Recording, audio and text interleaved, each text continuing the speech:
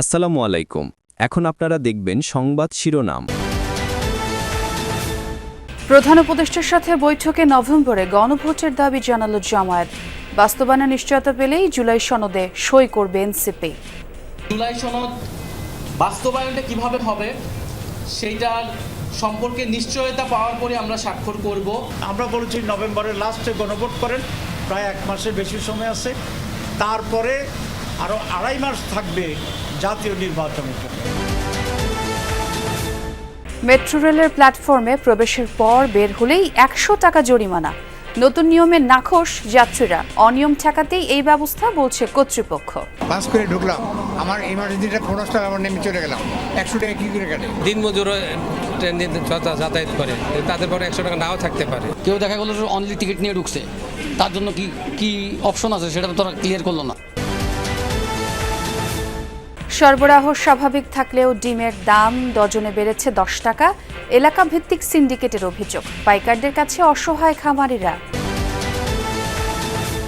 ময়মনসিংহ মেডিকেলের মর্গে নারীর মরদেহ ধর্ষণ, ময়নাতদন্তে বেরিয়ে আসে বর্বরতা। পরিবহনকারী যুবকের স্বীকারোক্তিমূলক জবানবন্দি।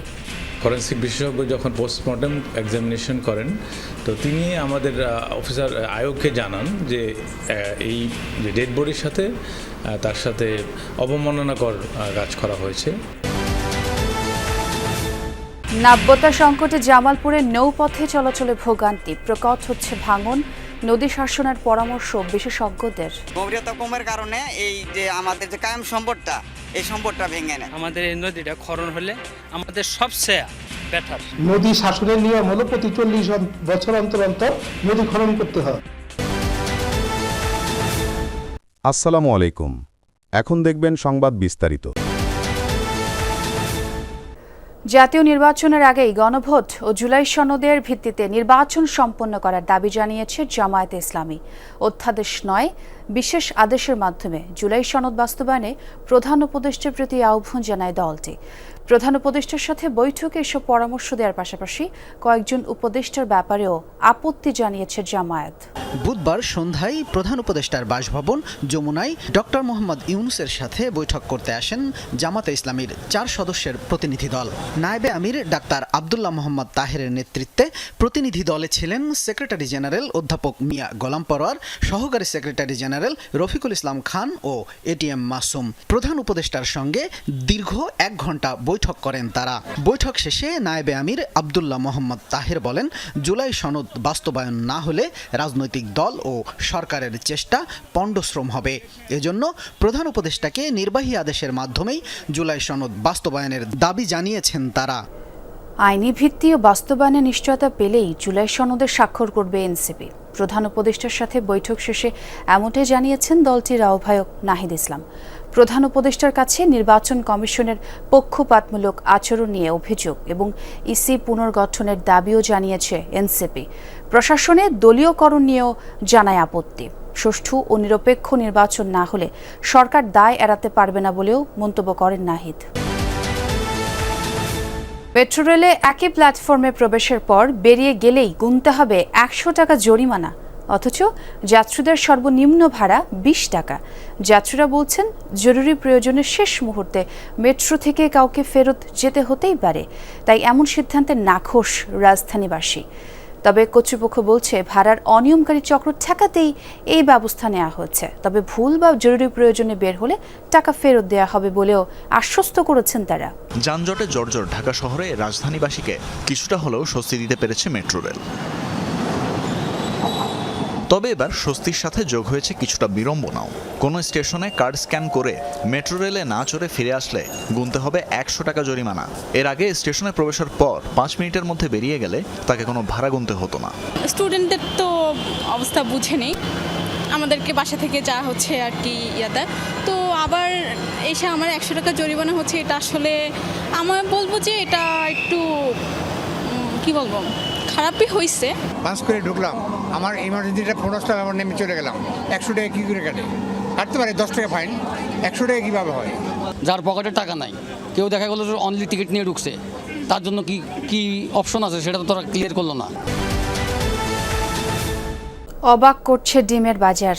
পণ্যটির দাম কোন হিসেবে বাড়ে কোন হিসেবে কমে তা বোঝা কঠিন, কেননা সরবরাহে খুব একটা হেরফের হয় না। সম্প্রতি ডিমের দর ডজনে আরও 10 টাকা বেড়েছে। খুচরা ব্যবসায়ীদের অভিযোগ, পাইকারদের বেঁধে দেওয়া দামের বাইরে যাবার উপায় নেই। এক এক এলাকার ডিমের বাজারের নিয়ন্ত্রণ এক একজনের হাতে। ডিমকে বলা হয় গরিবের প্রোটিন। মাছ মাংসের দামে চড়াই উতরাই থাকলেও অন্তত এই খাবার খেয়ে আমিষের চাহিদা পূরণ করতে পারেন অনেকে। মেস অথবা নিম্নবিত্তের হোটেলে তাই ডিম ছাড়া চলেই না। কিন্তু এখন সেই অভ্যাস ছাড়ার দশা, কেননা ইদানিং ভুনা বা ভাজা ডিমের দাম লাগাম ছাড়িয়েছে। 10 টাকা কাস্টমার দাম করলে 1 টাকা কাস্টমার মাল নেয়, 9 জনে ফিরে যায়। কম থাকলে দামাদামি করা লাগে না, আমরা লাভও ভালো। ওই 120 টাকা বেচছে ডজনে 10টা লাভ হয়েছে, 150 টাকা বেচছে 8টা লাভ করতে পারি। কিছুদিন আগে একটু কম ছিল, তাই এখন একটু 150 টাকা করে ডজন, আবার বাজার একটু কমতে পারে সামনে। 1 ডজন ডিম নিলে লাগে 160 টাকা 70 টাকা। কেমনি কিনবো? কিনি কি পেঁপে আর আলু। এখন ওই পোলার কালি রাখতে আলু নিছি, ডাল নিছি, এক দিয়ে কি খাওয়াই মারবা। এখন কি করবো? আমি ইনকাম করতে পারি 500 টাকা, আমি কিনবো বাজার করবো কেমন?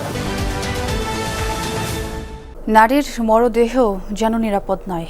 ময়মনসিংহে ধর্ষণ করা হয়েছে এক নারীর মৃতদেহ। মেডিকেলের মর্গে রাখা ছিল আত্মহত্যা করা ওই নারীর মরদেহ। পোস্টমর্টমের সময় চিকিৎসকের কাছে ধরা পড়ে বর্বর ঘটনা। খবর পেয়ে তদন্ত শুরু করে পুলিশ। বেরিয়ে আসে মরদেহ পরিবহনকারী যুবকই করেছে এই ঘৃণ্য অপরাধ।